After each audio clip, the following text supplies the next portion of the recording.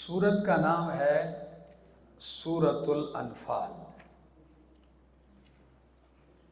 کیا نام ہے؟ سورۃ الانفال۔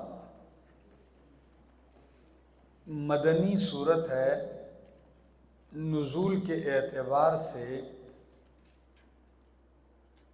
اس کا نمبر ہے 88۔ سورۃ البقرہ کے بعد نازل ہوئی ہے۔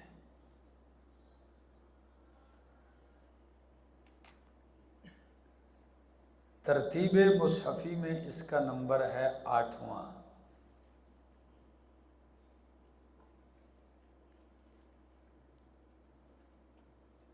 ماقبل سورت کے ساتھ ربط کی وجوہات سے ہے۔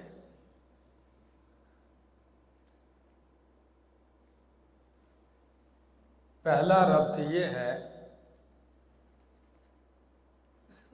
کہ سورۃ الانعام اور سورۃ الاعراف میں مسئلہ توحید دلائل عقلیہ اور نقلیہ سے ثابت ہو گیا ہے۔ اب بھی ایک شخص نہیں مانتا اور آپ کے مقابلے میں برسر پیکار ہے تو اب اس کے خلاف میدان میں اترو، جہاد کرو اس کے خلاف۔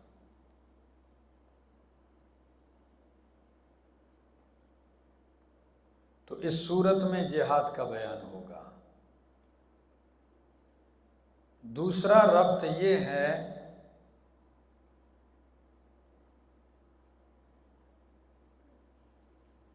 جہاد کی دو قسمیں ہیں۔ اس طرح تو تفصیلات کے ساتھ میں نے آپ کو 13 قسمیں اور 4 منازل بیان کیے، وہ الگ ہیں سے یہاں 2 قسمیں ذکر کرتا ہوں۔ ایک جہاد باللسان ہے، دوسرا ہے جہاد بالسنان۔ جہاد باللسان اور جہاد بالسنان، زبان سے جہاد، اور دوسرا ہے تلوار سے جہاد۔ شاعر نہیں کہتا ہے جراحات السنان لہت یام ولا یلتام ما جرح اللسان، کہ تلوار کا زخم ٹھیک ہو جاتا ہے لیکن زبان سے لگا ہوا زخم ٹھیک نہیں۔ تو پہلے جہاد لسان کا ذکر تھا سورۃ انعام اعراف میں۔ مسئلہ توحید کھل کے بیان کرو زبان سے، دلائل سے۔ اب جہاد بالسنان کا ذکر ہے کہ صرف زبان ہی سے نہیں، تلوار سے بھی کام چلانا پڑے گا۔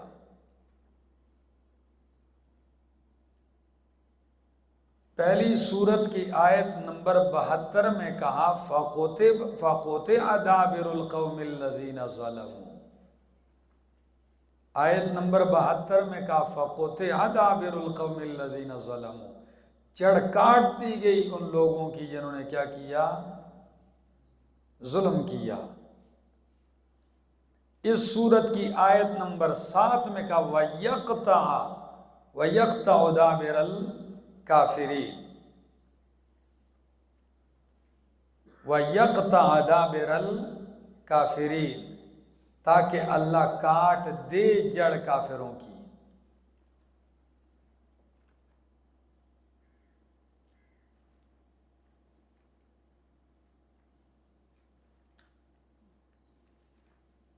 سورت کا دعویٰ، سورت کے امتیازات، سورت کا دعویٰ لکھو۔ سورت ممتاز ہے جی، دعویٰ، سورت کا دعویٰ ہے القتال فی سبیل اللہ، القتال فی سبیل اللہ، اللہ کے راستے میں قتال کرنا۔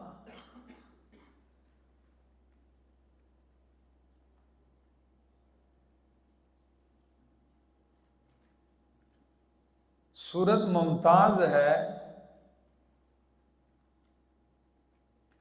اوامر ثلاثہ کے ساتھ۔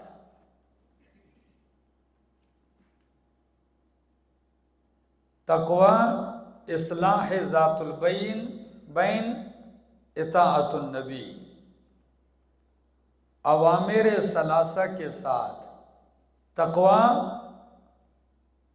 اصلاح ذات البین آپس میں اصلاح کرنا، اور اطاعت النبی صلی اللہ علیہ وسلم۔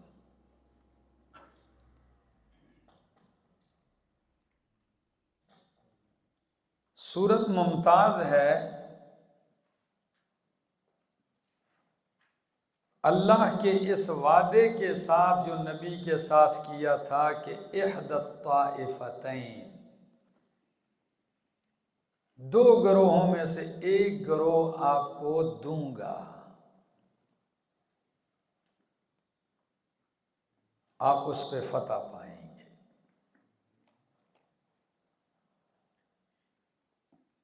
صورت ممتاز ہے قواعد جہاد کے بیان میں، میدان جہاد کے قواعد کے بیان سے، اور وہ قواعد 7 ہیں۔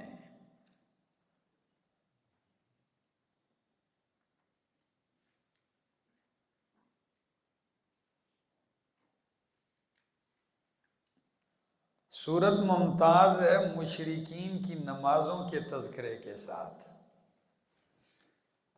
ان کی نمازیں کیسی ہوتی ہیں۔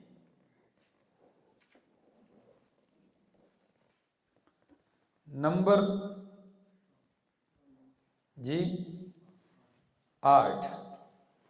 5 صورت ممتاز ہے تقسیم غنائم کے ساتھ، کہ غنیمتوں کو کیسے تقسیم کیا جائے گا۔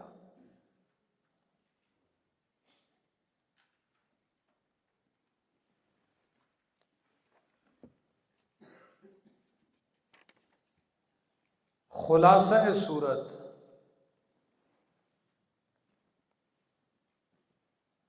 سورۃ انفال میں پہلے غنائم کا بیان کیا،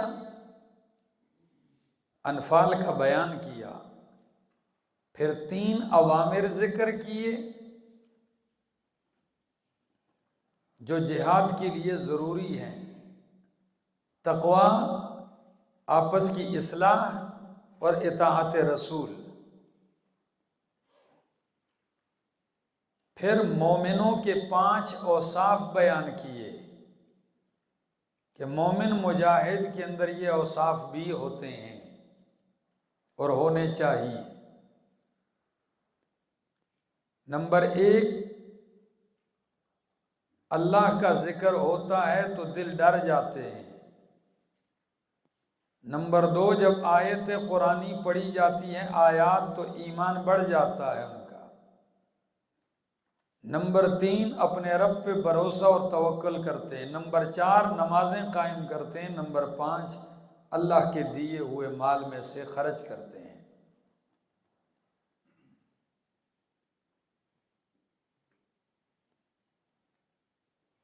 اور میدان جہاد کے 7 قاعدے ہیں اس صورت میں۔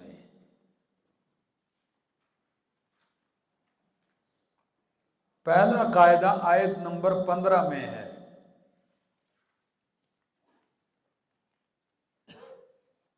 کہ دشمن کے سامنے سینہ رکھنا ہے، پیٹھ نہیں پھیرنی۔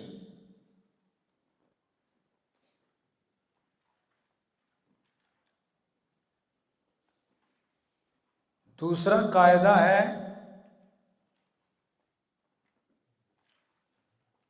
آیت نمبر 20 کے اندر، اطیعوا اللہ و رسولہ، کہ اللہ اور اس کے رسول کی، اور جو امیر حرب ہوتا ہے اس کی اطاعت کرو گے۔ یہ قاعدہ ہے، امیر کی اطاعت کرو گے۔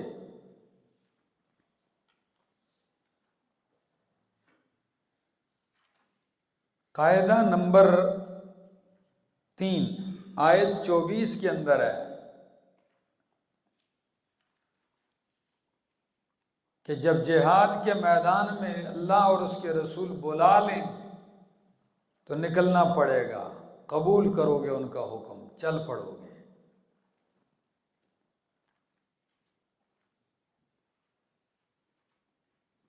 تمہیں تیار رہنا چاہیے۔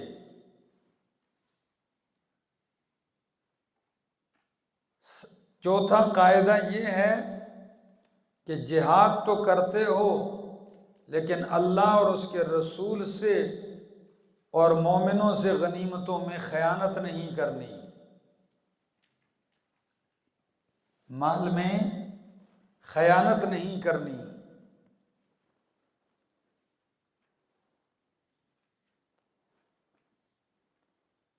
پانچواں قاعدہ یہ ہے کہ مومن مجاہد فی سبیل اللہ کے دل میں اللہ کا ڈر ہونا چاہیے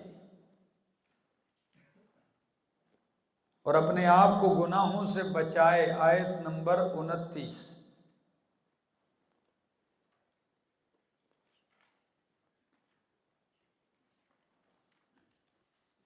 قاعدہ نمبر 6 آیت 45 میں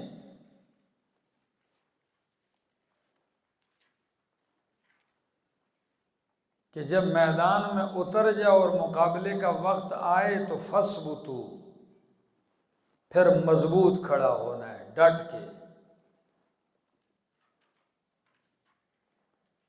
قاعدہ نمبر 7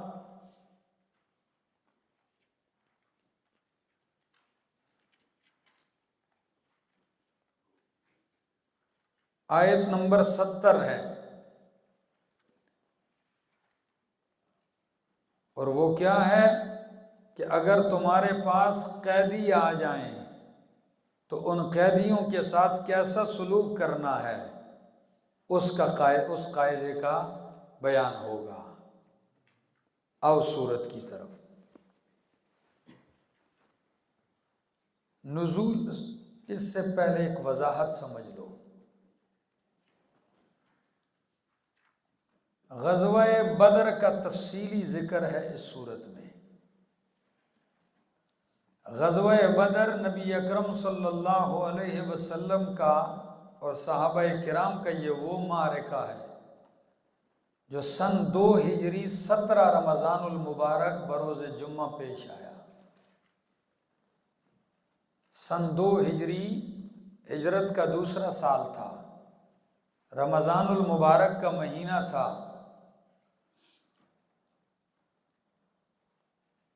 اور جمعے کا دن تھا۔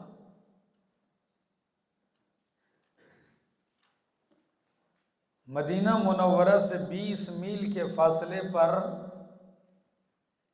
واقع میدان بدر میں یہ واقعہ پیش آیا۔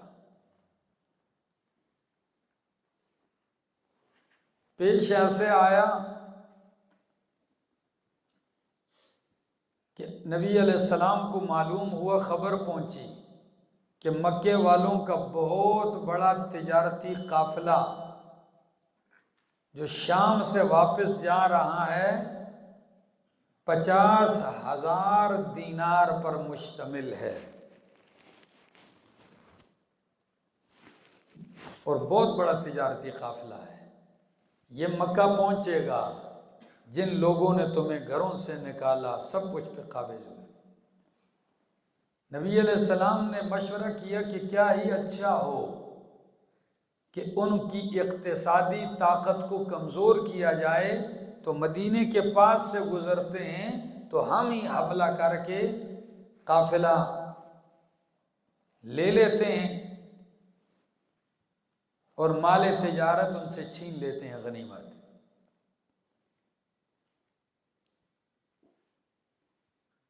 تاکہ ان کا زور ٹوٹے، قافلے کے لیے چل پڑتے ہیں۔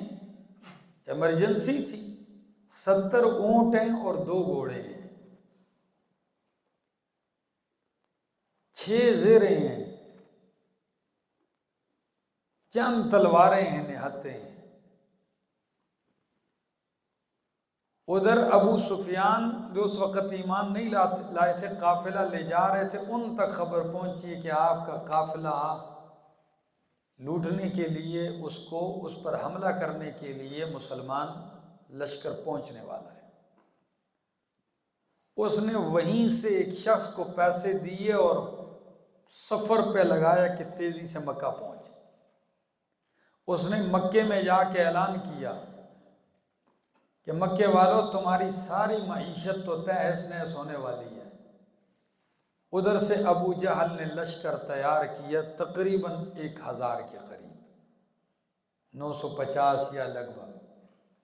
اب 1000 کا لشکر وہاں سے جرار چلتا ہے ان کا اسلحے سے لیس، اور وہ بدر تک پہنچ جاتا ہے۔ مسلمان جو تھے بیچارے یا قافلے کے انتظار میں تھے، قافلہ اپنا راستہ بدل کے نیچے چلا گیا اور ادھر یہ لشکر جرار اور یہ آمنے سامنے ہو گئے۔ اب مشورہ کیا جا رہا ہے صحابہ کرام سے کیا کیا جائے۔ حالات تو جو سوچا تھا وہ کچھ کا کچھ ہو گیا ہے، قافلہ تو گیا، اب اس فولادی لشکر کا مقابلہ کرنا پڑے گا، تو کیا ہونا چاہیے؟ کئیوں نے کہا جی نہیں کرنا چاہیے، ہم تو بغیر اسلحے کے آئے ہیں اور اسباب بھی نہیں ہیں، اور وہ 1000 کا لشکر ہے۔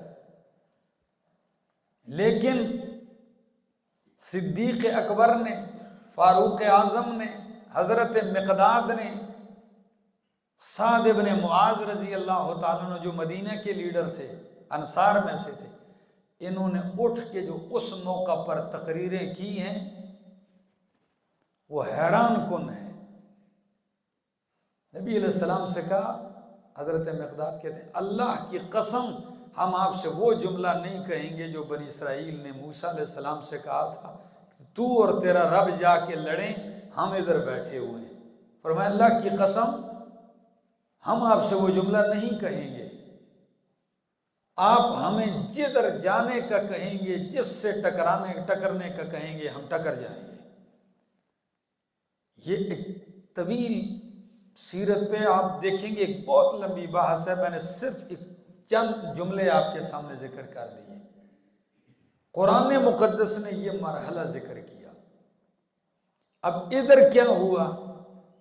میدان میں آپ کو پتہ ہوتا ہے امیر بادشاہ جب فوج لڑتی ہے تو اس سے کہتا ہے جو یہ مظاہرہ کرے گا دلیری کو تو میں اس کو یہ انعام دوں گا، میں اس کو یہ انعام، وہ کچھ انعامات دیے جاتے ہیں۔ تو وہ انعامات جب ان کے لیے مقرر کیے گئے تو وہ نوجوان صحابہ تھے، جب بات چلتی جذبہ دلانے کا ایک انداز ہوتا ہے تو وہ میدان میں کود پڑتے اور جوہر دکھاتے، ان کو انعام ملتے۔ تو بعض کچھ بوڑھے عمر والے، بڑی عمر والے جو بزرگ تھے، ٹھیک ہے نا، وہ بوڑھے کہنے لگے ان نوجوانوں سے ٹھیک ہے تمہیں انعام ملا ہے لیکن یہ صرف تمہارا نہیں ہے، یہ ہمارا بھی ہے۔ تمہارا کیسے؟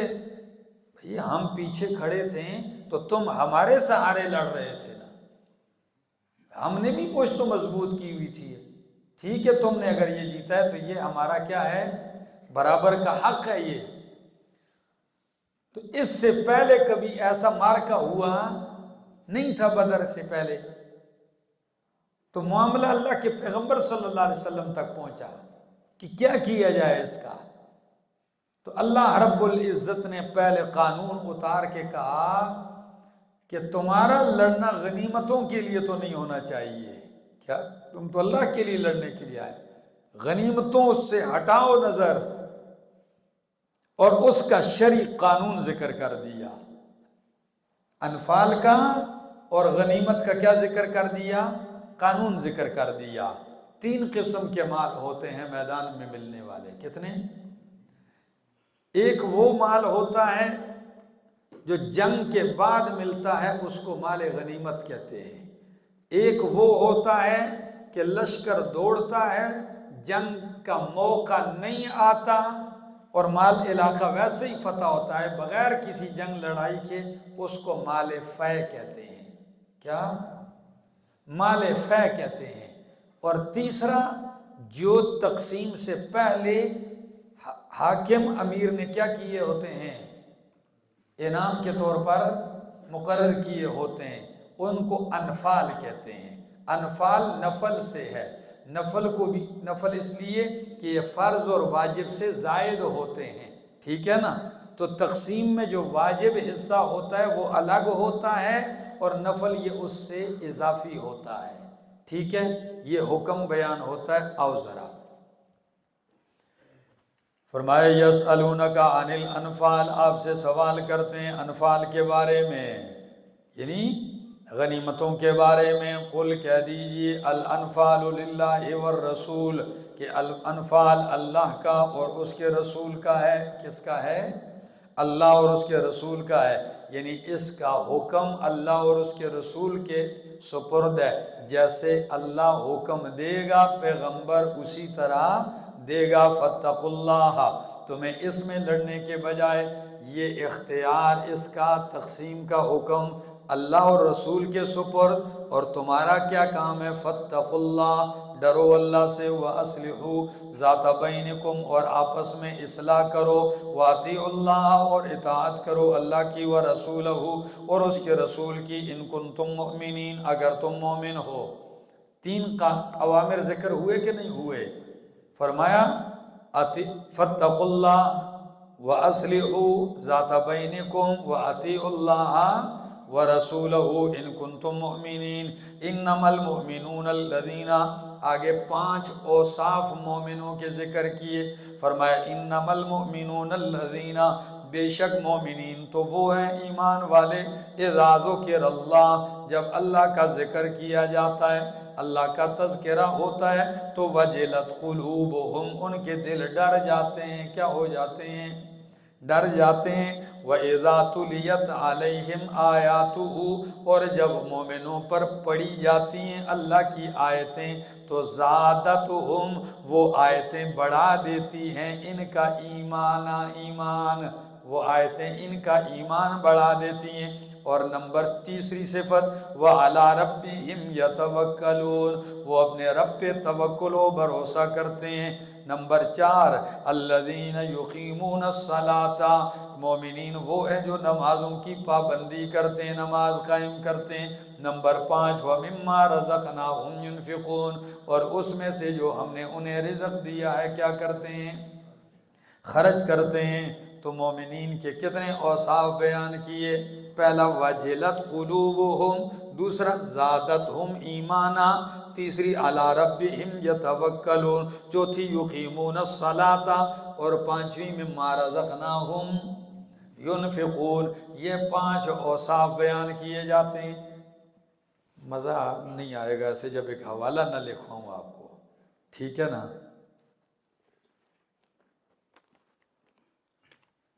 اللہ، یہاں پر امام قرطبی رحمہ اللہ ایک بڑی عجیب بات لکھتے ہیں۔ یہ اس آیت پہ وَإِذَا ذُكِرَ اللَّهُ وَجِلَتْ قُلُوبُهُمْ، جب اللہ کا ذکر کیا جاتا ہے تو ان کے دل ڈر جاتے ہیں، اور جب اللہ کی آیتیں پڑھی جاتی ہیں تو وہ کیا کرتے ہیں؟ ایمان لاتے ہیں۔ وہ جی ان کا ایمان بڑھ جاتا ہے۔ وہ فرماتے ہیں کہ یہ آیت ان لوگوں پر بھی رد ہے کہ جو اللہ کا ذکر کرتے ہیں اور مسجدوں میں کودنے لگ جاتے ہیں۔ اس آیت کے تحت لکھتے ہیں یہ آیت ان پر بھی رد ہے جو اللہ کا ذکر کرتے ہیں اور کیا کرنے لگ جاتے ہیں؟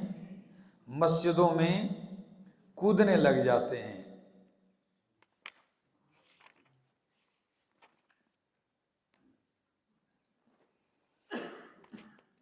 اس کا وہ حاصل میں نے آپ کو لکھوا دیا ہے کہ یہ آیت ان لوگوں پہ رد ہے جو اللہ کا ذکر سنتے ہیں، کبھی ناچتے ہیں اور کبھی کودنے لگ جاتے ہیں، اس لیے کہ وہ اس حقیقت سے غافل ہیں کہ قرآن کیا کہتا ہے کہ مومن تو وہ ہیں جب اللہ کا ذکر کیا جاتا ہے تو وہ کیا کرنے لگتے ہیں؟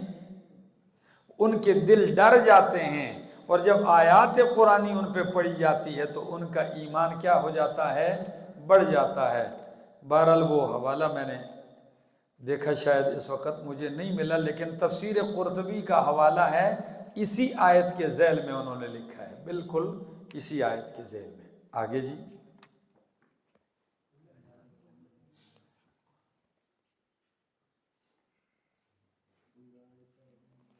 اور یہی لوگ مومن ہیں پکے۔ بہرحال نظر سے گزرا، میں لکھوا دوں گا عبارت آپ کو۔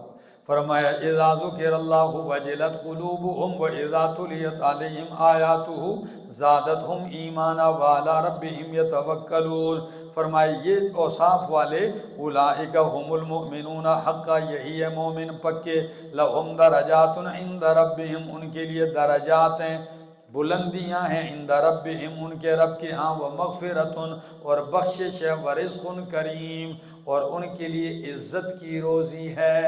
رزق کریم کیسی روزی ہے؟ عزت کی روزی ہے، ٹھیک ہے۔ یا دوسرا معنی عمدہ روزی ہے، کریم کا اطلاق دونوں پر ہوتا ہے۔ فرمایا ان کے لیے عمدہ روزی ہے۔ کما اخرجک ربک من بیتک بالحق، جیسا کہ آپ کو نکالا آپ کے رب نے، من بیتک آپ کے گھر سے، بالحق کس کے ساتھ؟ حق کے ساتھ۔ وَإِنَّ فَرِيقًا مِّنَ الْمُؤْمِنِينَ اور بے شک مومنوں میں سے ایک فریق، لَكَارِهُونَ البتہ کیا کر رہے تھے؟ ناپسند کر رہے تھے، یعنی ان پہ ناگوار گزر رہا تھا۔ ان پہ کیا گزر رہا تھا؟ ناگوار گزر رہا تھا۔ یہ کما کے متعلق یہ لفظ کما جو ہے اس میں بہت بڑا کمال ہے، ٹھیک ہے نا۔ امام ابو حیان اندلسی رحمہ اللہ اس کما لفظ کے توجیحات اور ما قبل کے ساتھ ربط کی 15 وجوہات ذکر کرتے ہیں۔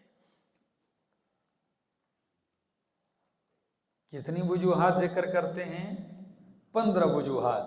اور پھر آگے اپنا واقعہ بھی کرتے ہیں، کہتے ہیں اس آیت، اس توجیحات کے بارے میں سوچ سوچ کے رات کو جب سویا نا، تو رات کو سوتے ہوئے بھی کہتے ہیں خواب میں بھی یہی ترکیبیں کر رہا تھا۔ علامہ ابو حیان اپنی تفسیر میں لکھتے ہیں، کہتے ہیں رات کو سوتے ہوئے بھی اس کی ترکیب کر رہا تھا کہ اس کا ما قبل کے ساتھ کیا ربط بنتا ہے۔ تو وہ ایک ربط ذکر کرتے ہیں، اور امام راضی ایک ذکر کرتے ہیں، وہ بڑا عجیب ہے۔ فرمایا کما اخرجکا، جیسا کہ آپ کو نکالا آپ کے رب نے آپ کے گھر سے، حق کے ساتھ، سچائی کے ساتھ، اور مومنوں میں سے ایک گروہ ناپسند کر رہا تھا۔ یہ ایسا ہی ہے جس طرح اب انفال کے متعلق حکم اتارا اور کچھ لوگوں کو ناگوار گزرا۔ جس طرح انفال کے متعلق حکم فرمایا، کچھ لوگوں کو ناگوار گزرا، لیکن بعد میں یہی ان کے لیے خوشگوار بن جائے گا۔ جس طرح کہ آپ کو گھر سے نکالا تو کچھ لوگوں کو یہ نکلنا اس وقت میدان میں لڑنا ناگوار تھا، لیکن جب فتح ہو گئی تو وہی ان کے لیے کیا بن گیا؟ خوشگوار بن گیا۔ سمجھ آ گئی؟ تو وہ عبارت امام راضی یوں لکھتے ہیں، کہتے ہیں کانت تقدیرو، تو تقدیر عبارت وہ یوں ہوگی، کہتے ہیں انہم رضوا بہذا الحکم فی الانفال، یعنی ابتداءً تو انفال کا یہ جو فیصلہ ہوا تھا، کیونکہ بوڑھوں نے کہا تھا کہ ہمارا بھی کیا ہے؟ برابر کا حصہ ہے، لیکن جب حکم آ گیا تو دل نہ چاہتے ہوئے بھی مانتے گئے صحابہ، کراہت طبعی ہے۔ سمجھ آ گئی؟ فرمایا رضوا بہذا الحکم فی الانفال، جیسے وہ انفال میں اس حکم پہ راضی ہو گئے، وَإِنْ كَانُوا كَارِهِينَ، اگرچہ وہ اس کو ناپسند سمجھ رہے تھے۔ کما اخرجکا، جیسا کہ آپ کو نکالا آپ کے رب نے، من بیتک آپ کے گھر سے، بالحق حق کے ساتھ لڑائی کے لیے، وَإِنْ كَانُوا كَارِهِينَ، اگرچہ یہ بھی ناپسند کر رہے تھے اس کو، تو اس وقت ان کو نکلنا ناپسند تھا، لیکن بعد کی خوشی کا کوئی اندازہ نہیں۔ آگے وَيُجَادِلُونَ فِي الْحَقِّ، يُجَادِلُونَكَ جگڑتے ہیں آپ کے ساتھ، فی الحق حق کے بارے میں، بعدما تبین، بعد اس کے کہ حق ظاہر ہو گیا، کأنما یساقون الی الموت، گویا کہ وہ ہانکے جا رہے ہیں الی الموت، موت کی طرف۔ کراہت طبعی تھی نا، کہ بھئی پاس ہے ہی کچھ نہیں اور لڑنا کس سے ہے؟ 1000 کے لشکر سے۔ تو اللہ نے فرمایا اس طرح ان کی طبیعت پہ ناگوار گزر رہا تھا، گویا کہ وہ ہانکے جا رہے ہیں، لے جائے جا رہے ہیں موت کی طرف، وَهُمْ يَنظُرُونَ اور وہ موت کو دیکھ رہے ہوں۔ وَإِذْ يَعِدُكُمُ اللَّهُ إِحْدَى الطَّائِفَتَيْنِ اور جب اللہ نے وعدہ کیا تم سے إِحْدَى الطَّائِفَتَيْنِ دو گروہوں میں سے ایک گروہ، ایک ابو سفیان کا تجارتی قافلہ اور دوسرا ابو جہل کا لشکر جرار۔ اب پالا کسی سے بھی پڑ سکتا ہے، لیکن وعدہ کیا کیا رب نے کہ انہا لکم کہ ایک تمہیں ضرور دوں گا، بتایا نہیں ابھی، ٹھیک ہے نا، کہ اب تمہیں دو قافلوں میں سے ایک یا تو تجارتی قافلہ پالو گے تو یا تو کس سے ٹکر پڑ جائے گی، ابو جہل کے لشکر سے، اور ساتھ نوید بھی سنا دی کہ ایک تمہیں ملے گا، یعنی جو بھی ملے گا اس میں شکست نہیں ہوگی۔ فرمایا انہا لکم کہ وہ ہوگا تمہارے لیے، وَتَوَدُّونَ لیکن اللہ بھی دلوں کے راز جانتا ہے نا، فرمایا وَتَوَدُّونَ اور تم چاہ رہے تھے ان غیر ذات شوکت تکون لکم کہ ہو جائے بغیر کانٹے والا تمہارے لیے۔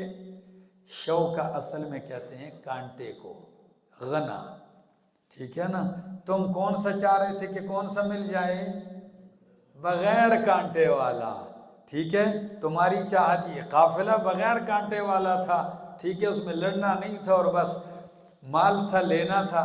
تو فرمایا وَتَوَدُّونَ اور تم چاہ رہے تھے ان غیر ذات شوکت کہ غیر ہتھیار والا، بغیر ہتھیار والا، یہ شوکت کانٹا کس کو کہا، ہتھیار کو، تو قافلے میں ہتھیار نہیں، اس لیے معنی مفسرین نے یہ بھی کیا ہے کہ ان غیر ذات شوکت کہ ہو جائے کیا، کہ غیر ذات شوکت بغیر ہتھیار والا، تکون لکم ہو جائے تمہارے لیے، وَيُرِيدُ اللَّهُ اور اللہ چاہ رہا تھا ان یحق الحق بکلماتہ کہ ثابت کر دے حق کو اپنے باتوں کے ذریعے، اپنے کلمات کے ذریعے، وَيَقْطَعَ دَابِرَ الْكَافِرِينَ اور کاٹ دے جڑ کافروں کی، لِيُحِقَّ الْحَقَّ وَيُبْطِلَ الْبَاطِلَ تاکہ اللہ اس کے ذریعے حق کو حق ثابت کر دے اور باطل کو، ہاں صرف قافلہ مل جائے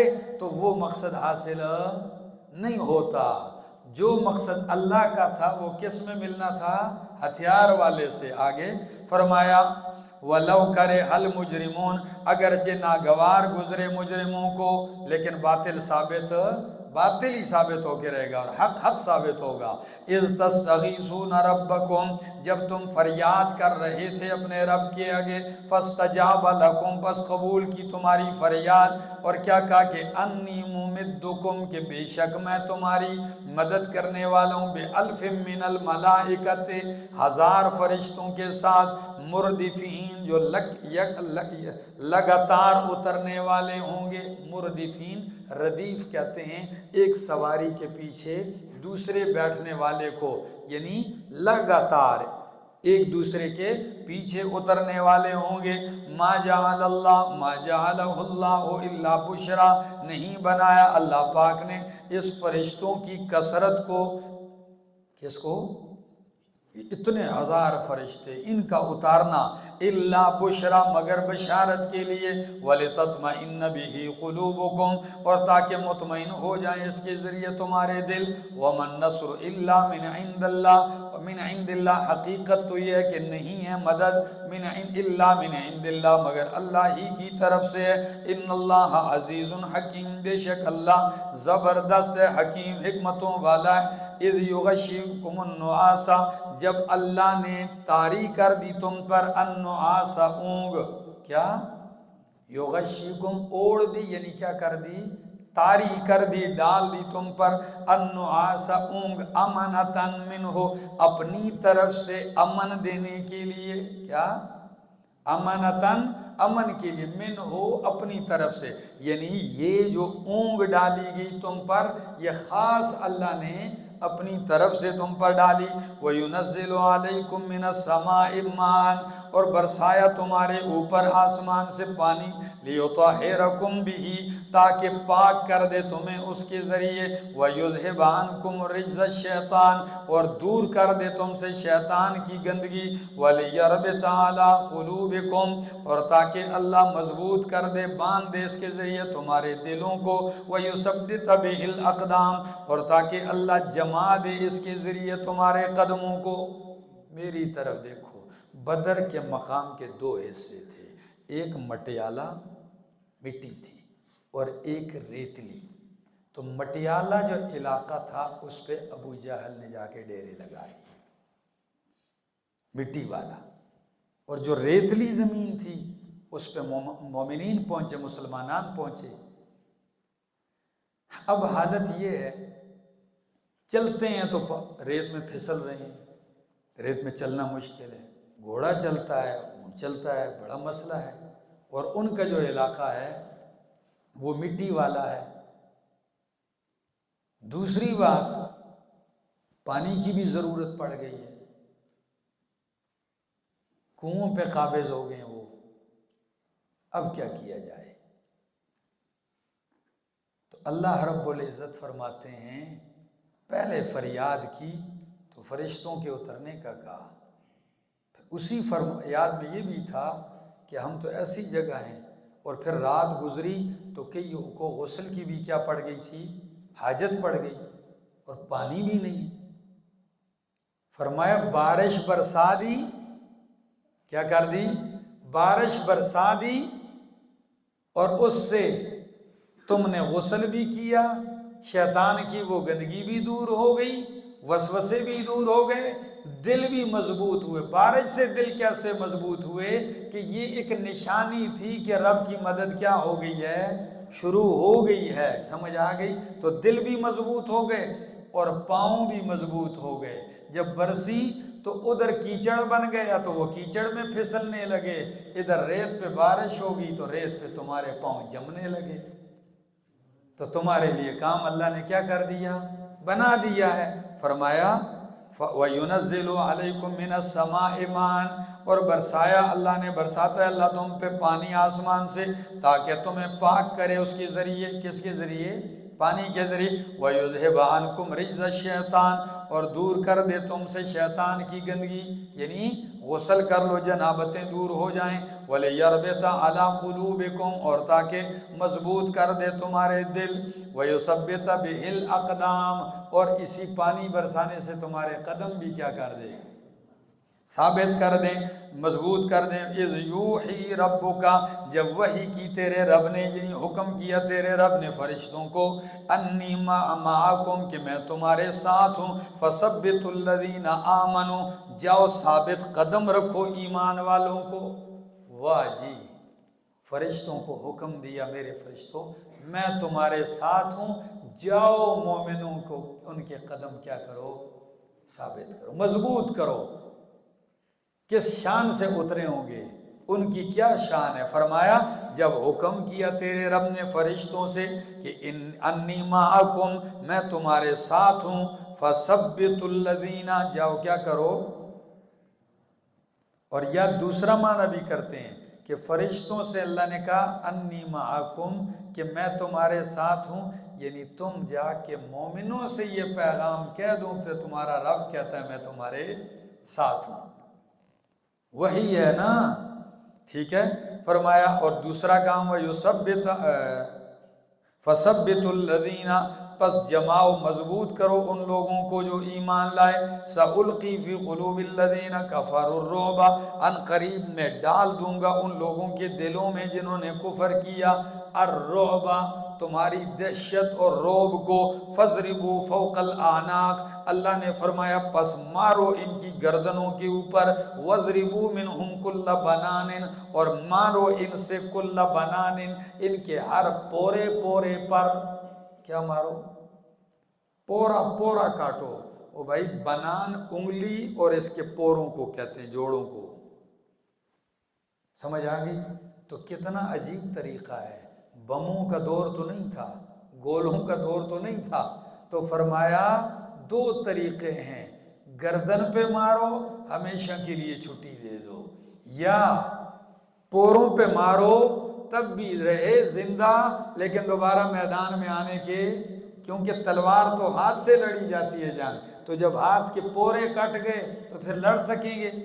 جی میں نے ایک سندھ میں ایک پولیس والے کو سنا، وہ کہتا ہے ہمارے ہاں 2 آرڈر چلتے ہیں۔ میں نے کہا کیا آرڈر؟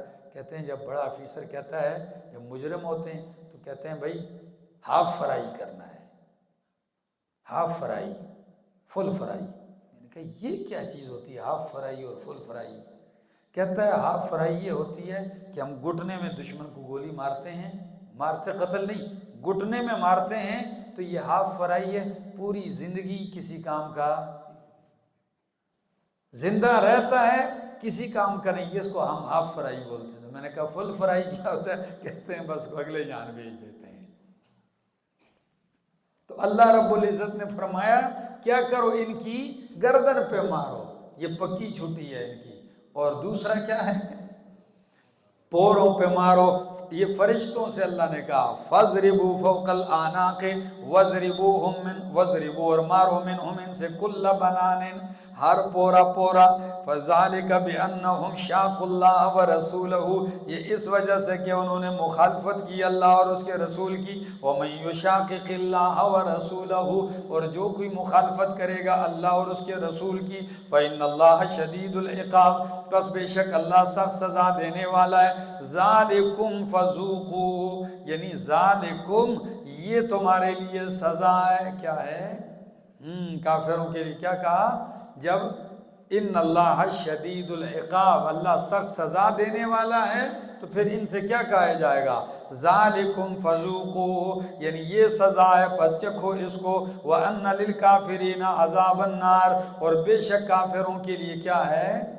دردناک عذاب النار، آگ کا عذاب ہے۔ یا ایھا الذین آمنوا اے ایمان والو، اذا لقیتم جب تم، پہلا قاعدہ کیا میدان جنگ کا، اے ایمان والو اذا لقیتم الذین کفروا جب تم لڑو ان لوگوں سے جنہوں نے کفر کیا، زحفا اکٹھے ہو کر، کیا زحفا اصل میں لغت میں کہتے ہیں بچے کا گسیٹی کر کے گسل گسل کے جانا، جب بچہ چلتا ہے نا، ٹھیک ہے نا، ہاں پشتوں میں اس کے لیے اور لفظ ہے، ان کو میں کہتے ہیں گسیٹی کرنا، ٹھیک ہے نا، تو جو ایسے گسل گسل کے جاتا ہے اس کو زحف کہتے ہیں۔ یہ لفظ کثرت کے لیے استعمال ہوتا ہے جب لشکر حد سے زیادہ ہوتا ہے تو رش کی وجہ سے بھی وہ ایسے رک رک کے جاتا ہے، جیسے بچہ گھسیٹی کر کر کے جاتا ہے، ٹھیک ہے نا، تو اس سے مرادی معنی یوں کرتے ہیں کہ اذا لقیتم الذین کفروا جب تم لڑو ان لوگوں سے جنہوں نے کفر کیا، زحفا اکٹھے ہو کر، بڑے جمگٹھے کے ساتھ مل کر، فلا تولوہم الادبار تو نہ پھیرو ان کی طرف پشت کو، یہ پہلا قاعدہ ہے، پھر پشت نہ پھیرو، پیٹھ نہ پھیرو۔ آگے ہاں پیٹھ پھیرنے کی 2 ہی صورتیں جائز ہیں، اس کے سوا اگر پیٹھ پھیری تو اللہ کا غضب آئے گا اور جہنم جگہ ہوگی۔ سمجھ آ گئی؟ کتنی صورتیں ذکر کی ہیں؟ 2 صورتیں، آیت پہ غور کرو، فرمایا وَمَن يُوَلِّهِمْ اور جو کوئی پیٹھ پھیرے گا ان کی طرف، یومئذ اس دن، دُبُرَہُ اپنی پیٹھ کو جو پھیرے گا ان کی طرف، اس دن اس ساعت، دن کا مطلب یہ نہیں ہے کہ صبح سے لے کر شام تک پیٹھ پھرنے کا لمحہ ہی ہوتا ہے، تو کبھی دن کا اطلاق ایک ساعت پر بھی ہوتا ہے، سمجھ آ گئی؟ فرمایا جو پھیرے گا اس ساعت اس گھڑی اپنی پیٹھ کو دشمن کی طرف، الا متحرفا لقتال مگر پینترا بدلنے والا ہو لڑائی کے لیے، متحرفا لقتال اردو میں یہ بھی لفظ کی استعمال کیا، چال بدلنے والا، کیا چال بدلنے والا، دشمن اس لیے نہیں پھرا کہ وہ بھاگتا ہے، وہ پیچھے ذرا ہٹتا ہے پھر کیا کرتا ہے، تو اس چال بدلنے کے لیے اگر پیچھے ہٹتا ہے تو اس کی گنجائش ہے، یہ پہلی صورت ہے، الا متحرفا لقتال چونکہ جنگ لڑائی نام ہی پینتروں کیا ہے، ٹھیک ہے، اس میں پینترا چال بدلنے پڑتے ہیں، تو فرمایا او متحیزن الی فئۃ، یا ملنے والا ہو فوجی مجاہد الی فئۃ، کس کی طرف؟ جماعت کی طرف۔ کبھی لڑتے ہیں ٹولیاں ٹولیاں، تو بندہ لڑنے میں سمجھ نہیں پاتا اور ٹولی سے کیا ہو جاتا ہے؟ بچھڑ جاتا ہے۔ تو اب وہ دشمن سے بھاگا نہیں، صرف اپنی ٹولی سے واپس ملنے کے لیے آیا، تو اس کے اوپر بھی کوئی سختی؟ یہ دو صورتیں ہیں، یا چال بدلنے کے لیے یا اپنے گروپ کے پاس واپس آنے کے لیے اگر یہ پھرتا ہے تو یہ جائز ہے۔ آگے فرمایا جو پھرا اس دن تو پھر کیا ہوگا اس کے لیے؟ فقد باء، تحقیق وہ پھرا بغضب من اللہ، اللہ کی طرف سے غضب کے ساتھ، ومأواہ جہنم، اور اس کا ٹھکانہ جہنم ہے، وبئس المصیر، اور بہت برا ٹھکانہ ہے۔ فلم تقتلوہم ولکن اللہ قتلہم، پس نہیں قتل کیا تم نے ان کو لیکن اللہ نے انہیں قتل کیا۔ کیا کیا؟ اللہ نے انہیں مارا۔ وما رمیت اذ رمیت، اور نہیں پھینکی تو نے وہ خاک اذ رمیت، جب تو نے پھینکی، ولیکن اللہ رما، لیکن اللہ نے پھینکی۔ او میرا دوست، کیا مطلب ہے؟ تم نے نہیں قتل کیا ان کو، لیکن کس نے قتل کیا؟ اللہ نے۔ یعنی تم قتل کر نہیں سکتے تھے اگر اللہ کی مدد تمہارے ساتھ شامل حال نہ ہوتی۔ فرشتے آئے ہیں۔ صحابہ کرام کہتے ہیں اللہ کی قسم کئی دفعہ تو یوں ہوا کہ ہم تلوار کرتے، ابھی ہماری تلوار دشمن پہ لگی نہیں ہوتی، اس کی گردن پہلے اڑ جاتی، تو ہم سمجھتے کہ یہ کیا ہوا، تلوار پہنچی نہیں، اس کی گردن پہلے اڑ گئی، تو کس نے ماری ہے؟ فرشتے نے ماری۔ فَضْرِبُوا فَوْقَ الْأَعْنَاقِ، بہت بڑی مدد۔ لیکن پھر آپ کہیں گے جب فرشتوں نے ساتھ صحابہ کرام کو اجر کیوں ملا؟ او بھائی، اجر اس لیے ملا کہ میدان میں لڑنے میں وہ کیا تھے؟ شریک تھے، وہ بھی مار رہے تھے، پیٹھ تو انہوں نے بھی دکھائی نہیں ہے۔ سمجھ آ گئی؟ ہاں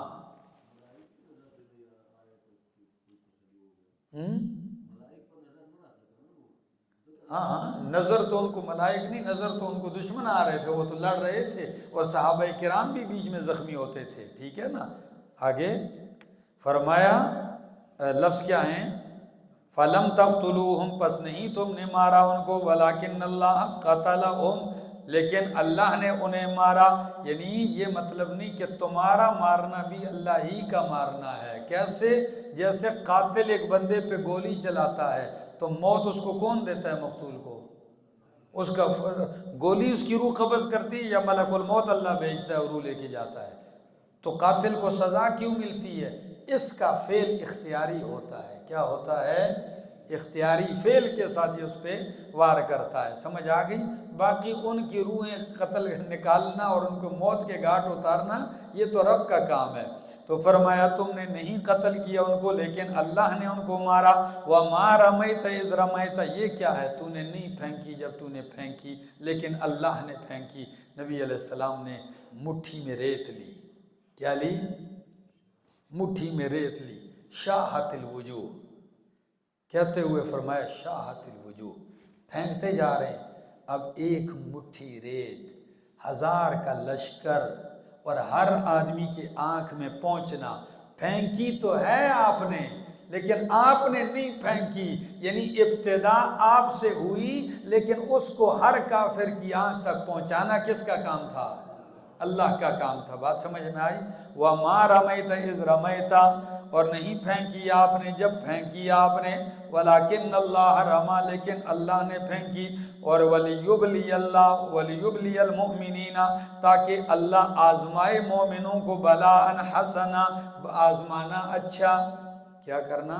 تاکہ اللہ آزمائے مومنوں کو، آزمانا اچھا۔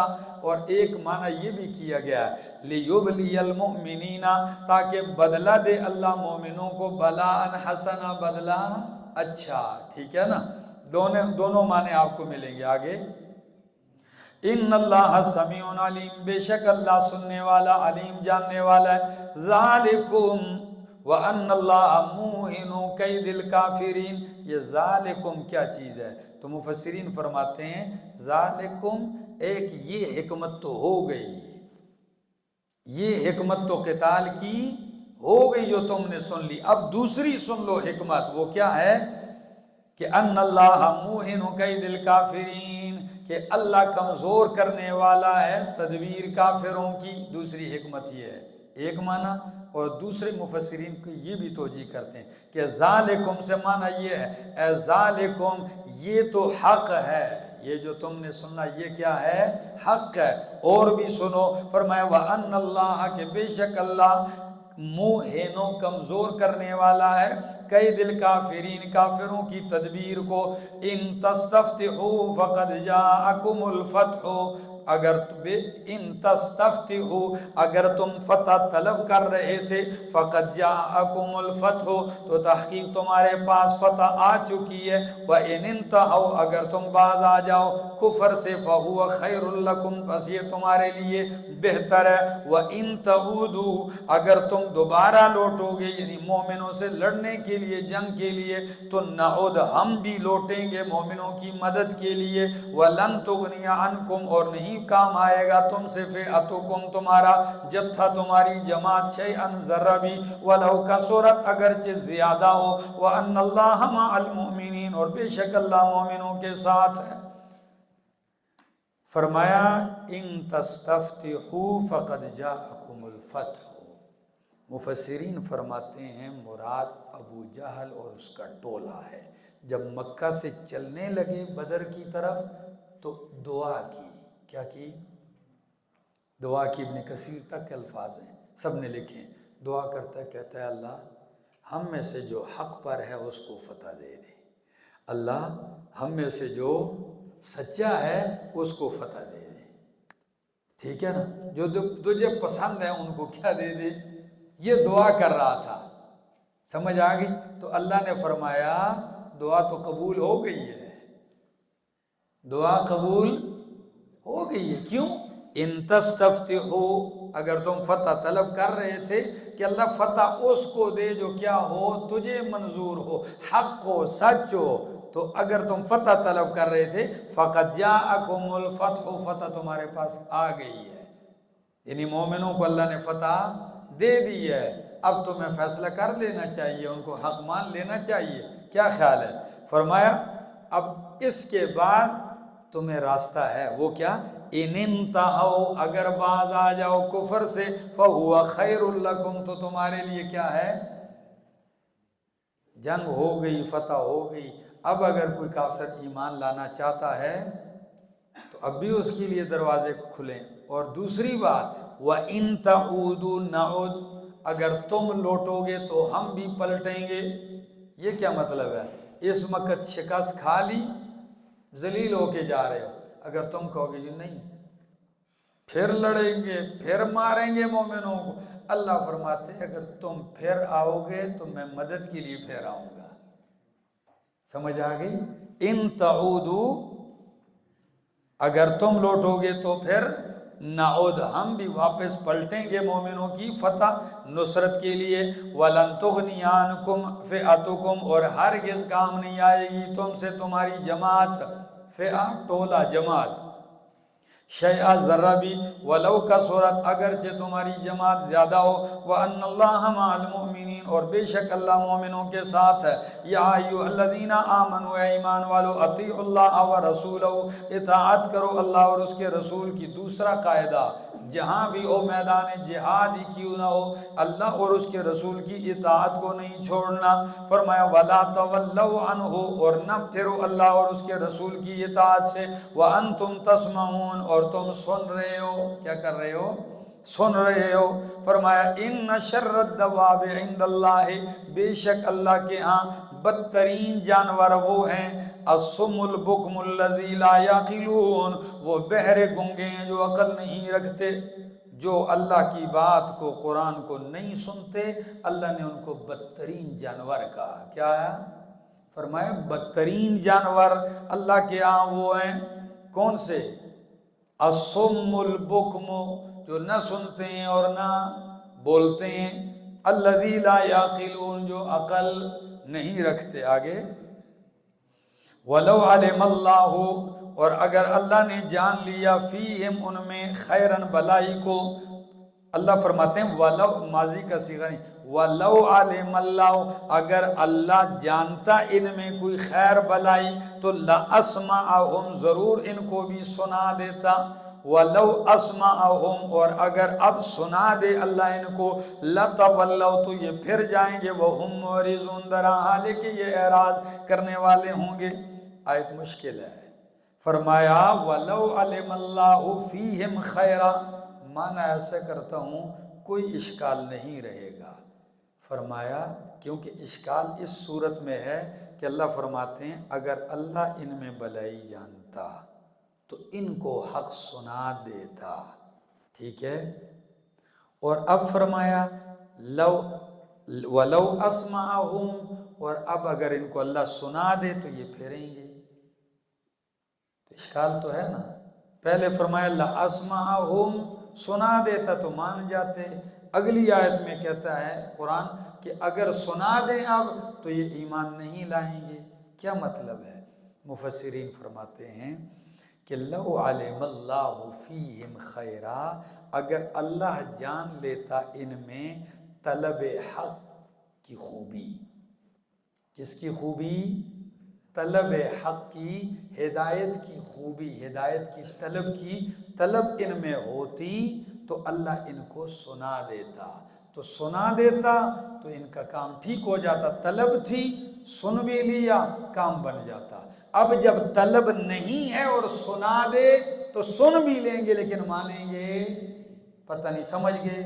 آگے جی آگے، وَلَوْ اسمعہم، اور اگر سنا دے اب اس حالت میں کہ ان میں طلب ہے ہی نہیں تو لَتَوَلَّوْا، یہ پھریں گے، وَهُمْ مُعْرِضُونَ، اس حال میں کہ وہ اعراض کرنے والے ہوں گے۔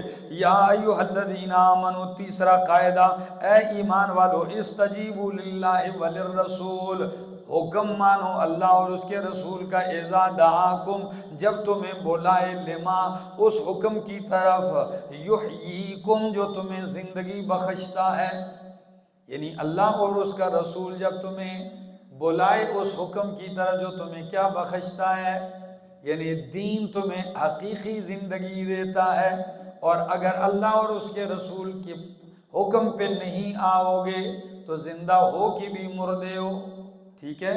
یا دوسرا معنی کہ آؤ اس مسئلے کی طرف جس کی طرف تمہیں اللہ اور رسول بلاتا ہے اور وہ تمہیں زندگی دیتا ہے، یعنی جہاد فی سبیل اللہ، زندہ ہو تو یہ زندگی بھی غازیانہ بھی شان والی ہے، اور اگر شہید ہو جاؤ گے تو وہ برزخی حیات بھی شان والی ہے۔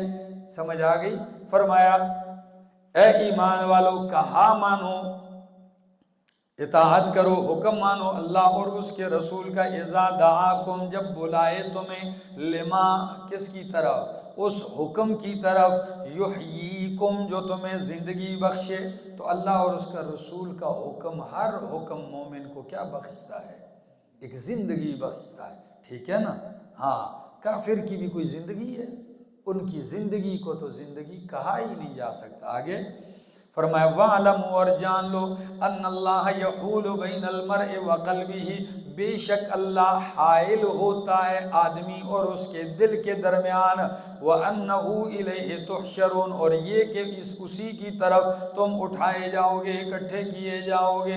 بے شک اللہ حائل ہوتا ہے آدمی اور اس کے دل کے درمیان، آپ کے اور آپ کے دل کے درمیان اللہ حائل ہوتا ہے۔ کیسے ہوتا ہے؟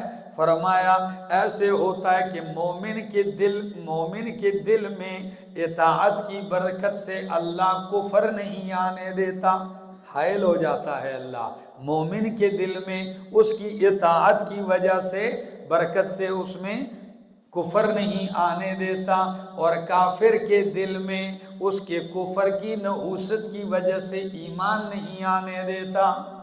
اللہ حائل ہوتا ہے مومن بندے اور اس کے دل کے درمیان۔ سمجھ میں آ گئی؟ کسی کے دل میں ایمان نہیں آنے دے رہا کیونکہ اس میں استعداد ہی نہیں، مہر لگی ہوئی ہے، اور کسی کے دل میں کفر نہیں آنے دیتا اس لیے کہ ایمان لا چکا ہے اور اطاعت بھی کر رہا ہے۔ کیا کر رہا ہے؟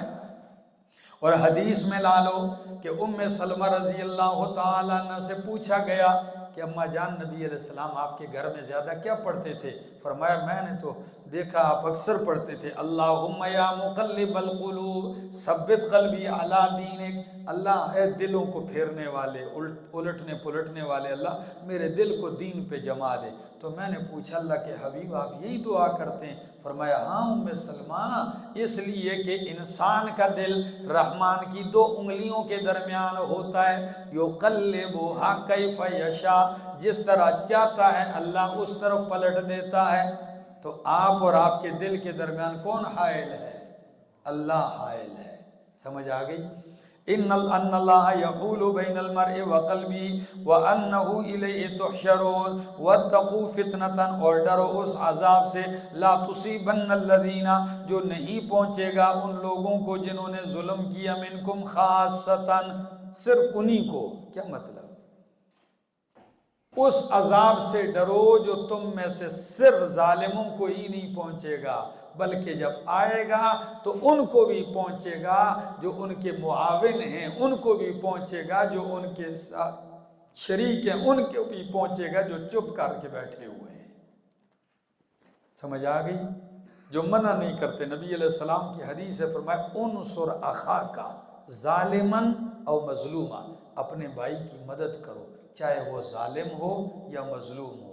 صحابہ کرام نے فرمایا اللہ کے حبیب صلی اللہ علیہ وسلم مظلوم کی مدد کرنا تو سمجھ میں آتا ہے، ظالم ہو تو کیسے مدد کریں؟ فرمایا اس کا ہاتھ ظلم سے روکو، اس کا ہاتھ ظلم سے روکو۔ سمجھ آ گئی؟ تو مانا کرو۔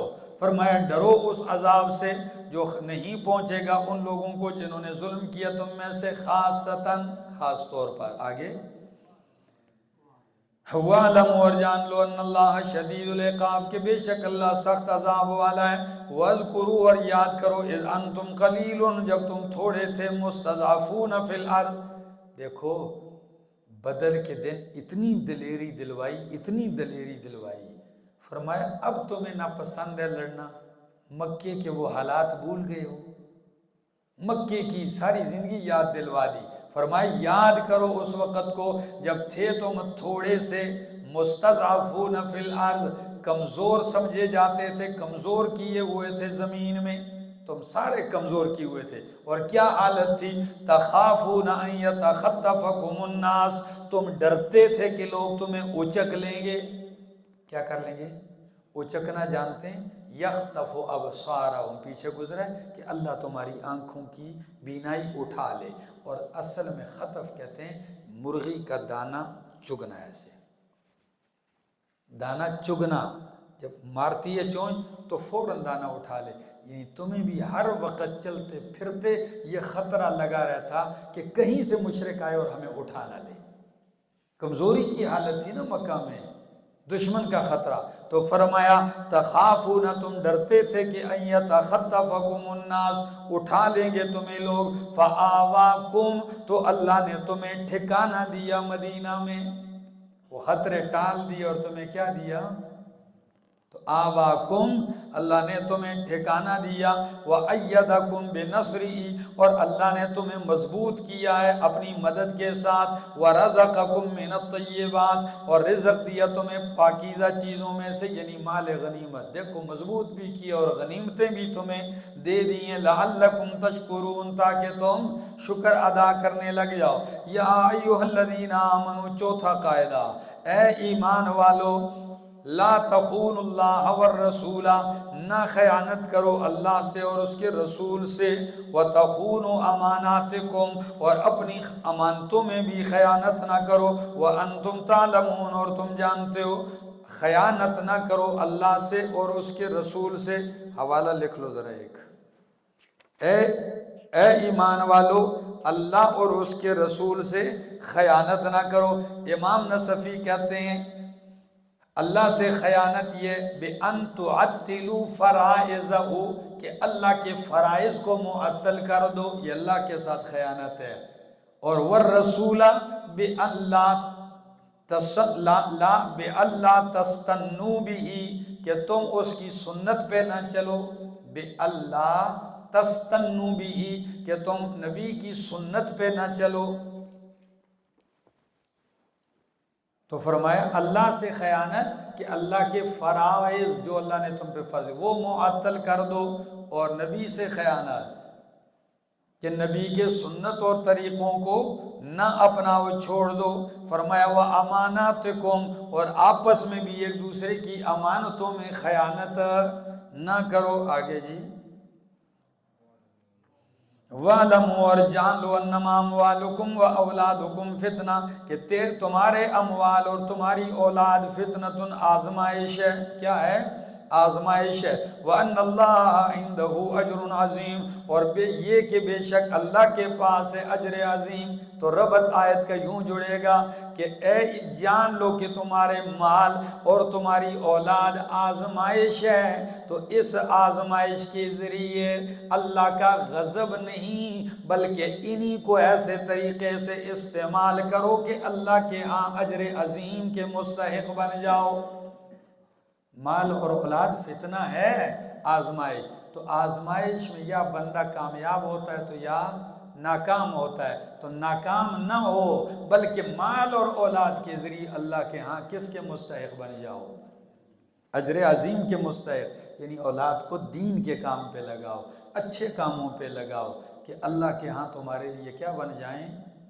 اجر عظیم کا باعث بن جائیں۔ آگے فرمایا یا ایھا الذین آمنوا، اے ایمان والو، پانچواں قاعدہ، اے ایمان والو، ان تتقوا اللہ یجعل لکم فرقانا، اگر تم ڈرو گے اللہ سے تو یجعل لکم، کر دے گا اللہ تمہارے لیے مقرر، فرقانا، غلبہ، اللہ تمہارے لیے کیا مقرر کر دے گا؟ غلبہ مقرر کر دے گا۔ وَيُكَفِّرْ عَنْكُمْ، اور دور کر دے گا، مٹا دے گا تم سے، سیئاتکم، تمہاری تکالیف دنیا اور گناہ، وَيَغْفِرْ لَكُمْ، اور بخش دے گا تمہیں، وَاللَّهُ ذُو الْفَضْلِ الْعَظِيمِ، اور اللہ بہت بڑے فضل والا ہے۔ وَإِذْ يَمْكُرُ بِكَ الَّذِينَ كَفَرُوا، دوسرا واقعہ، فرمایا میرا پیغمبر ان کو وہ واقعہ بھی ذرا سنا دیجئے کہ کس طرح اللہ نے اس موقع پر بھی آپ کی مدد کی۔ اذ یمکر بک الذین، جب تدبیر کر رہے تھے آپ کے خلاف وہ لوگ جنہوں نے کفر کیا، لیثبتوک او یقتلوک او یخرجوک، تاکہ آپ کو قید کر دیں یا آپ کو قتل کر دیں یا آپ کو نکال دیں۔ وَيَمْكُرُونَ وَيَمْكُرُ اللَّهُ، وہ بھی تدبیر کر رہے تھے، وَيَمْكُرُ اللَّهُ، اور اللہ بھی تدبیر کر رہا تھا، وَاللَّهُ خَيْرُ الْمَاكِرِينَ، اللہ بہترین تدبیر کرنے والا ہے۔ کیا کرنے والا ہے؟ دار الندوہ میں، کدھر؟ ان کے ٹھکانے کا نام دار الندوہ، اور عاجزوں کی توحید کے مرکز کا نام تھا دار ارقم۔ کیا؟ دار ارقم، ٹھیک ہے نا؟ تو دار الندوہ میں میٹنگ شروع ہے، سارے سردار اپنی اپنی برادری فیملی کے جمع ہیں۔ میٹنگ کیا ہے؟ نبی علیہ السلام کے خلاف میٹنگ ایسی ہو اور ابلیس خبیث نہ آئے جی، بڑا ریشمی جبہ پہن کے آیا تھا، ٹھیک ہے، اور سراقہ کی شکل میں آیا تھا، سراقہ بن مالک شیخ نجدی کی شکل میں آیا کہ جی میں اس علاقے کا سردار ہوں، آ کے بیٹھا ہوا ہے اندر۔ تو اس میٹنگ میں تو پہلے طے ہوا تھا کہ باہر کا کوئی بندہ نہیں آئے گا۔ اب جب دروازے بند ہوئے، اجلاس شروع ہے، امام الانبیاء کے قتل کا فیصلہ، قید کرنے کا فیصلہ یا ملک بدر کرنے کا فیصلہ ہے۔ ابو جہل نے دیکھا ایک بندہ اور بیٹھا ہے، وہ دیکھو جبے والی سرکار کون ہے بھائی؟ پوچھو جلدی کرو، ہماری میٹنگ میں گھسا ہے۔ من انتا ومن ادخلک علینا فی خلوتنا، تو کون ہے؟ ہماری پرسنل بڑی خاص میٹنگ میں تجھے کس نے؟ وہ کہتا ہے میں تو باہر سے آیا ہوں، اگر میرا آنا تمہیں ناگوار گزرا ہے، میں نے کہا کوئی خیر کی بات میں بھی کر دوں گا، اچھا مشورہ نہیں منظور تو چلا جاؤں گا۔ اس طریقے سے بات کی تو کچھ نے کہا ہاں میٹنگ ہے، اس کو کیا پتہ ہے، باہر کا آدمی ہے، رائے دے دی ہو سکتا ہے، اس کو پتہ چل بھی جائے تو ہمارا راز نہیں آؤٹ ہوگا، اس لیے کہ یہ یہاں کا رہنے والا تو ہو سکتا ہے کوئی کام کی بات بتا دے۔ بٹھا دیا، ناک چڑھائے، جبہ ٹھیک کرتے ہوئے بیٹھ گیا۔ جب بیٹھ گیا مشورہ ہوا یہ نبی علیہ السلام کو قید کر لیتے ہیں کمرے میں، ادھر ہی پڑے رہیں گے، نعوذ باللہ، بس نہ باہر آئیں گے نہ باہر سے کوئی اندر آئے گا، پہرا لگا ہوگا ہم قید میں ڈال دیں گے۔ سب نے اتفاق کر لیا۔ جبے والی سرکار کا نمبر آیا تو اس نے کہا نہیں، جس ہستی کا تم نے تعارف کروایا ہے اگر وہ ایسی ہستی ہے تو پھر اس کے چاہنے والے ان کو آپ کی قید میں رہنے دیں گے؟ تو مر جائیں گے، ان کو اپنے پیغمبر کو تمہاری قید میں نہیں رہنے دیں گے، کوئی اور رائے سوچو۔ سب نے کہا ٹھیک کہتا ہے، رائے بدل دی، دوسری رائے شروع ہو گئی، جی ان کو نکال دو، ہم مکے سے نکال دیں، باہر کسی ملک میں چلے جائیں، یہ جانے ان کا مذہب جانے، عقیدہ جانے، عمل جانے، ہمارا مکہ ان سے کیا رہے گا، ہم پرامن ہو جائیں گے۔ سب کو یہ بات بڑی پسند آئی۔ اس کی باری ان کا نہیں، یہ کیوں؟ جن کو تم نکالو گے جب ان کی زبان میں اتنی شیرینی ہے، اتنی مٹھاس ہے، اتنی تاثیر ہے، یہ ان کی گفتگو کا انداز ہے، تم نکالو گے تو تھوڑے ہی عرصے کے بعد وہ لاکھوں لوگوں کے لے کر تم پہ پھر حملہ آور ہو جائے گا۔ یہ بات بھی ٹھیک ہے۔ آخر میں ابو جہل اٹھا، اس نے کہا سیدھی بات یہ، ہر قبیلے اپنے اپنے قبیلے سے مجھے بندہ چاہیے جوان، اور ہم سارے گھر کا محاصرہ کر کے نعوذ باللہ نبی علیہ السلام کو قتل کرتے ہیں، تو اگر سارے قبیلوں کے لوگ شریک ہوں گے تو نہ یہ بدلہ لے سکیں گے بنو ہاشم، اور اگر بدلہ لیں گے تو لے نہیں سکیں گے، زیادہ سے زیادہ ہمارے ساتھ صلح کر لیں گے دیت پر، تو ہم 100 قبیلے مل کے دیت بھی نہیں دے سکیں گے۔ تو جب اب دیکھا ابلیس کی، کہا یہ رائے ہے، یہ رائے ہے، یہ میٹنگ جاری ہے، مشورہ ہو گیا۔ نبی علیہ السلام کمرے میں اپنے، رات کو میٹنگ ہوئی، یہ میٹنگ ہونے کے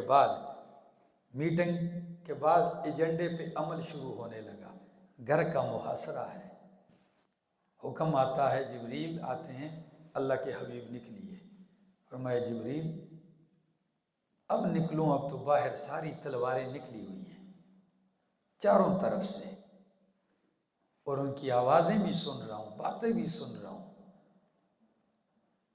تاریخ سیرت نے لکھا ہے، آپ کی زبان پہ یہ آیت تھی، وَجَعَلْنَا مِن بَيْنِ أَيْدِيهِمْ سَدًّا وَمِن خَلْفِهِمْ سَدًّا فَأَغْشَيْنَاهُمْ فَهُمْ لَا يُبْصِرُونَ۔ آپ پڑھتے جا رہے ہیں، اور بعض میں یہاں تک بھی آتا ہے کہ آپ نے ریت لی اور یہی آیت پڑھی، یوں پھینکی، وہ اپنی آنکھیں ملتے کے ملتے رہ گئے، اور آپ نکل کے چلے گئے۔ فرمایا میرا حبیب یہ بھی ذرا واقعہ ان کو سنائی، رب ایسے مدد کرتا ہے، کیا رب ایسے مدد کرتا ہے اپنے حبیب کی؟ کاش وقت ہوتا میں بڑی تفصیل کے ساتھ ذکر کرتا۔ فرمایا وَيَمْكُرُونَ وَيَمْكُرُ اللَّهُ، وہ تدبیریں کر رہے تھے، اللہ بھی تدبیر کر رہا تھا، وَاللَّهُ خَيْرُ الْمَاكِرِينَ، اللہ بہترین تدبیر کرنے والا ہے۔ وَإِذَا تُتْلَى عَلَيْهِمْ آيَاتُنَا، اور جب پڑھی جاتی ہیں ان پر ہماری آیتیں، قالوا، تو کہتے ہیں قد سمعنا، ہم نے سن لی ہے۔ قرآن پڑھا جاتا ہے، کہتے ہیں ہم نے سن لیا ہے، لو نشاء، اگر ہم چاہیں، لقلنا مثل ھذا، تو ہم بھی اس طرح کہہ سکتے ہیں۔ اچھا کہو نا، کیا کہو؟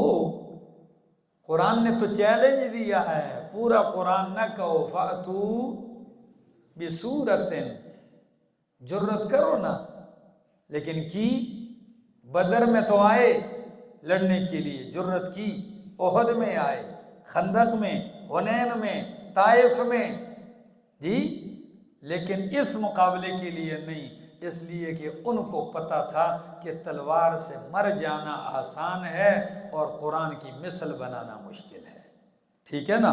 فرمایا کہتے ہیں سن لیا ہم نے، اور اگر چاہیں تو کہہ سکتے ہیں، کہیں ہم اس کی طرح، ان ھذا الا اساطیر الاولین، نہیں ہے یہ قرآن مگر پہلوں کی قصے کہانیاں۔ وَإِذْ قَالُوا، اور جب انہوں نے کہا، اللہم، اے اللہ، یہ کس نے کہا؟ یہ ابو جہل نے کہا، وقفہ کر کے نماز پڑھتے ہیں پھر پڑھتے ہیں.